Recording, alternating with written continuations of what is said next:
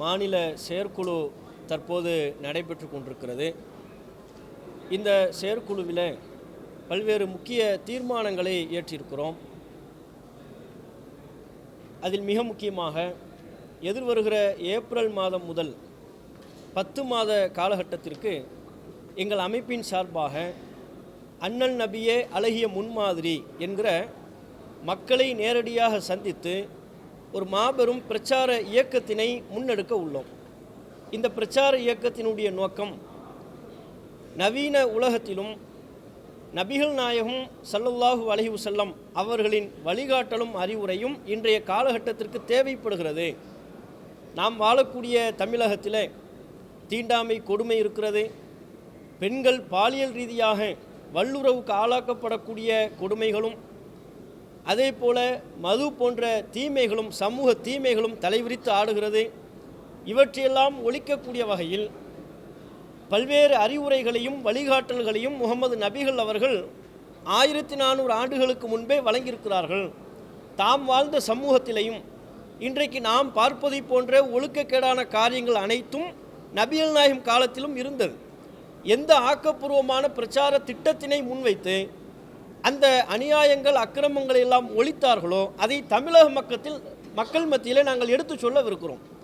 பெண் உரிமையை நபிகள் நாயகம் எப்படி நிலைநாட்டினார்கள், பூரண மதுவிலக்கை எப்படி நபிகள் நாயகம் சாத்தியப்படுத்தினார்கள், மதுவில்லாத போதைப் பொருள் பழக்க வழக்கம் இல்லாத ஒரு இளைய சமூகத்தை நபிகள் நாயகம் எப்படி உருவாக்கினார்கள் என்கிற வகையில் ஒட்டுமொத்த மக்களுக்கும் நபிகள் நாயகத்தின் வாழ்க்கையை தெளிவான முறையில் எடுத்து சொல்லக்கூடிய ஒரு பிரச்சாரமாக இந்த பிரச்சார திட்டத்தினை நாங்கள் முன்னெடுத்திருக்கிறோம். எதிர்வருகிற 10 மாத காலத்திற்கு இதை நாங்கள் செய்யவிருக்கிறோம் என்பதை இந்த பத்திரிகையாளர் சந்திப்பில் நாங்கள் சொல்லிக்கிறோம். அதுபோல் இந்த செயற்குழுவில் நாங்கள் எடுத்திருக்கிற மிக முக்கியமான ஒரு தீர்மானம், தமிழகத்தின் சட்டப்பேரவை தேர்தல் அறிவிக்கப்பட்டிருக்கக்கூடிய ஒரு காலம். தேர்தலை ஒட்டி பல்வேறு அரசியல் கட்சிகளும் அதற்குண்டான செயல்பாடுகளில் ஈடுபடக்கூடிய இந்த வேளையில் வட மாநிலங்களில் பாஜக எவ்வாறு மதவாத அடிப்படையில் ஆட்சி செய்து முஸ்லிம் சமூகத்திற்கு எதிரான கிறிஸ்தவ மற்றும் பழங்குடியின தலித்து மக்களுக்கு எதிரான பிரச்சாரத்தினை முன்வைத்து அங்கே ஆட்சியை பிடித்தார்களோ, சிறுபான்மை மக்களை, தலித்துகளை, பழங்குடியின மற்றும் கிறிஸ்தவ சமூகத்தை ஒடுக்கக்கூடிய வகையில் ஆட்சிகளை அங்கே நிலைநாட்டினார்களோ, அதுபோல ஒரு தீய நோக்கத்தோடு தமிழகத்திலையும் காலூன்ற முயற்சி செய்கிறார்கள். அப்படித்தான் நாங்கள் பாஜக, அதிமுக, பாமக கூட்டணியை நாங்கள் பார்க்குறோம். அப்போ இந்த கூட்டணியை பொறுத்தவரையிலையும் தமிழகத்தில் வெற்றி பெறும் என்று சொன்னால் இவர்கள் எங்கெல்லாம் ஆட்சி செய்கிறார்களோ அந்த மாநிலங்களின் எப்படி நிலை இருக்கிறது என்பதை நாங்கள் பார்க்க வேண்டியிருக்கிறது. பாஜக ஆளக்கூடிய மாநிலங்களில் மற்றும் பிஜேபி கூட்டணி ஆட்சி புரியக்கூடிய மாநிலங்களில் எல்லாம் முஸ்லிம்கள் ஒடுக்கப்படுறாங்க. சிறுபான்மை மக்கள் வழிபாட்டு உரிமை மறுக்கப்படுகிறது.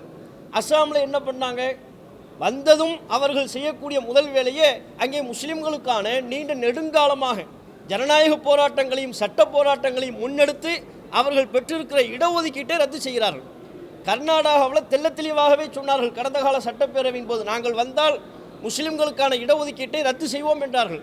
அஸ்ஸாமில் ரத்து செய்வோம் என்று அறிவிப்பு செய்கிறார்கள். அப்போ முஸ்லிம்கள் சட்டப்பூர்வமாக போராடி பெற்ற இடஒதுக்கீட்டை ரத்து செய்வதைத்தான் இவர்கள் தாங்கள் மாநிலங்களில் ஒரு வழக்கமாக கொண்டிருக்கிறார்கள். அது மட்டும் இல்லாமல் ஊபியில், உத்தரகாண்டில், ஏனைய பிஜேபி ஆளக்கூடிய மாநிலங்களில் என்ன நடக்கிறது, முஸ்லிம்கள் வீடுகளை மாத்திரம் குறிவைத்து புல்டோசரை கொண்டு இடிக்கிறார்கள். மாட்டிறைச்சியை உண்கிறார் அல்லது மாட்டிறைச்சியை ஏற்றுமதி செய்கிறார், மாட்டிறைச்சியை வாகனத்தில் ஏற்றிச் செல்கிறார் என்று சொல்லி அப்பாவி முஸ்லிம்களையும் அப்பாவி இந்து மக்களையும் தலித்துகளையும் அடித்தே கொள்ளுகிறார்கள். இதுதான் பிஜேபி ஆளக்கூடிய மாநிலங்கள்ல எல்லாம் நடக்குது. அப்போ இந்த கூட்டணி தமிழகத்தில் ஆட்சியை பிடிப்பார்களேயானால், பாஜக, அதிமுக, பாமக போன்ற பிஜேபி கூட்டணி தமிழ்நாட்டில் ஆட்சி புரிந்தால் தமிழ்நாட்டையும் அப்படிப்பட்ட சுடுகாடாக மாற்றி விடுவார்கள். முஸ்லிம் மதவெறுப்பை இன்னும் தீவிரப்படுத்துவார்கள். கிறிஸ்தவ மக்களினுடைய வழிபாட்டு உரிமையை பறிப்பார்கள். அண்மையில் கிறிஸ்தவ தினத்தன்று பிஜேபி ஆளக்கூடிய மாநிலங்களில் என்ன நடந்தது, அவர்கள் தங்களுடைய பண்டிகை கொண்டாடுவதற்கு ஒரு தார்மீகமான ஜனநாயகபூர்வமான உரிமை இருந்தும் அரசமைப்பு சட்டம் அவர்களுக்கான அந்த உரிமையை வழங்கியிருந்தும் அதை பறித்தார்கள். தெருக்களில் நின்று கொண்டு அவர்கள் நம்பிக்கையின் அடிப்படையிலான பொம்மைகளை விற்பனை செய்கிறார்கள், அதை அடிக்கிறாங்க, அதை அடித்து பறிக்கிறாங்க. அவர்கள் மீது எந்த நடவடிக்கையும் இல்லை. தேவாலயங்களில் உள்ளே புகுந்து கிறிஸ்தவ மக்களின் மீது தாக்குதலை தொடுத்தார்கள். அப்போ இவங்க எங்கெல்லாம் ஆட்சி செய்கிறாங்களோ அங்கெல்லாம் சிறுபான்மை மக்களினுடைய பாதுகாப்பும் அவர்களுடைய வழிபாட்டு உரிமையும் அவர்களுடைய சொத்துரிமையும் அனைத்தும் கேள்விக்குறியாகிறது. தமிழ்நாட்டையும் அப்படி தீவிரப்படுத்த வேண்டும் என்கிற ஒரு நோக்கத்தோடு வருகிறார்கள். இதை நன்றாக தமிழக மக்கள் புரிந்து வைத்திருக்கிறார்கள். ஆகவே பிஜேபி ஆட்சி செய்வதற்கு வழிவகுக்கக்கூடிய வகையிலான அதிமுக பாஜக கூட்டணிக்கு தமிழக முஸ்லிம்கள் வாக்களிக்க மாட்டார்கள் என்கிற மிக முக்கியமான தீர்மானத்தை இங்கே நாங்கள் ஏற்றிருக்கிறோம். அதே போல விஜய் புதுசாக அரசியலுக்கு வந்திருக்கிறார். அவர் நான் ஆட்சியை பிடிப்பேங்கிறாரு. ஆனால் அவருடைய அன்றாட செயல்பாடுகளை பார்க்கின்ற பொழுது தற்போதைய சூழலில் அவருடைய எதிர்காலம் என்னவென்று நாம் சொல்ல முடியாது. தற்போதைய சூழலில் தமிழக முஸ்லிம்களினுடைய நம்பிக்கை பெற்றவராக விஜய் இல்லை. காரணம், அவருக்கு அதற்குரிய அரசியல் பக்குவமும் இல்லை. முழுமையான ஒரு அரசியல்வாதியாக இன்னும் அவர் மாறவே இல்லை. நேரான சிஎம் சீட்டுக்கு வந்துடுவேன் சொல்கிறாரே ஒழிய அதற்குரிய ஆக்கப்பூர்வமான பிரச்சாரங்களோ ஆக்கப்பூர்வமான செயல் திட்டங்களோ எதுவும் அவரிடத்தில் இல்லை. அது மட்டும் இல்லாமல் தன்னுடைய கட்சியை சார்ந்தவர்கள் பாதிக்கப்படும் பொழுதே அதற்கே குரல் கொடுக்க இயலாதவராக இருக்கிறார். தன்னுடைய சினிமா படத்தை பாஜக அரசு தடுத்து வைத்திருக்கிறார்கள். எந்த காரணமும் இல்லை. அவர் ஒரு சினிமா படம் நடிக்கிறார், அந்த படத்தை வெளியிடுவதற்கு பாஜக அரசு தடுத்து வைத்திருக்கிறது என்பது ஒட்டுமொத்த நாடே தெரியும், நாட்டுக்கே தெரியும். எல்லா ஊடகங்களும் அவற்றை பேசுகிறார்கள். பேச வேண்டிய விஜய் பேசாமல் இருக்கிறார். அப்போ முஸ்லீம் இளைஞர்கள் என்ன பார்க்குறாங்கன்னா, இவர் பிஜேபி எதிர்த்து பேசுகிறதுக்கு அச்சப்படுறாரு என்கிற ஒரு நிலை இருக்கிறது. கடந்த காலங்களில் முஸ்லீம்களின் 1-2 விவகாரங்களில் கருத்து தெரிவித்தார். அதை முஸ்லீம்கள் மறுப்பதற்கில்லை. ஆனால் சமீபத்திய அவருடைய போக்குகள் முஸ்லீம்களின் முழுமையான நம்பிக்கையை பெறும் வகையில் இல்லை என்பதால், குறிப்பாக திருப்பரங்குன்றம் விவகாரத்தில் பல்வேறு அரசியல் கட்சிகள் ஏதேனும் ஒரு ஸ்டாண்ட் இருக்கணும். அவங்க எதை சரி நம்புகிறாங்களோ அந்த கருத்தை சொல்லலாம், அந்த உரிமை அவர்களுக்கு இருக்கிறது. அப்படி தமிழ்நாட்டில் உள்ள அத்தனை கட்சிகளும் தத்தமது கருத்தை சொன்ன வேளையில் இவர் அமைதியாக இருக்கிறார். கேட்டால் அமைதியாக இருப்பதே ஒரு அரசியல் என்று அவருடைய கட்சி தலைவர்கள், 2ஆம் கட்ட தலைவர்கள் சொல்கிறாங்க. அமைதியாக இருப்பது எப்படி ஒரு அரசியல் ஆகும்? 2 சமூக மக்கள் மத்தியில் தேவையற்ற ஒரு பதட்டம் திட்டமிட்டு விஷமிகளால் பரப்பப்படும் பொழுது அங்கே அவர்களை அமைதிப்படுத்தக்கூடிய வகையிலான உண்மை என்னவோ அந்த உண்மையை சொல்லணும். சட்டத்தின்படியான நீதி நேர்மை என்னவோ அந்த நேர்மையை மக்கள் மத்தியில் பறைசாற்றணும். அதுபோன்ற இடங்களில் வேடிக்கை பார்த்து கொண்டிருப்பது, அமைதியாக இருப்பதே பெரும் அரசியல் யுக்தி என்று சொல்வது, அப்படிப்பட்ட அரசியலை தமிழக முஸ்லிம் இளைஞர்கள் ஆதரிக்கக்கூடியவர்களாக இல்லை. அதையும் இந்த நேரத்தில் நாங்கள் தெளிவாக சொல்லிக் கொள்கிறோம். அடுத்ததாக ஈரான் பிரச்சனை. ஈரான் இஸ்ரேல் பிரச்சனையில் இந்தியாவினுடைய போக்கு வெளிநாட்டு அயல்நாட்டு பிரச்சனைகளின் போது எப்படிப்பட்ட ஒரு நடுநிலை வகிக்க வேண்டுமோ அதை ஆரம்ப கட்டங்களில் வகிக்க தவறிவிட்டார்கள். இன்றைக்கி பாருங்கள், எங்கோ நடைபெறக்கூடிய ஈரான் பிரச்சனை என்று நாம் புறந்தள்ளிவிட முடியாது. நம்முடைய வீட்டில் அடுப்பெறியக்கூடிய வகையில் உள்ள ஒரு பிரச்சனையாக மாறி நிற்கிறது. கேஸுக்கு தட்டுப்பாடு. நம்ம இந்தியாவில் உள்ள தமிழ்நாட்டில் உள்ள வியாபாரிகள், அன்றாட கடை போட்டு நடத்தக்கூடியவர்கள், ஹோட்டல் வணிக வியாபாரிகள்லாம் பாதிக்கப்படுறாங்க. இந்த பாதிக்கப்படக்கூடிய நிலை அளவிற்கு அந்த பிரச்சனை செல்கிறதா இல்லையா? இதுக்கு என்ன காரணம்?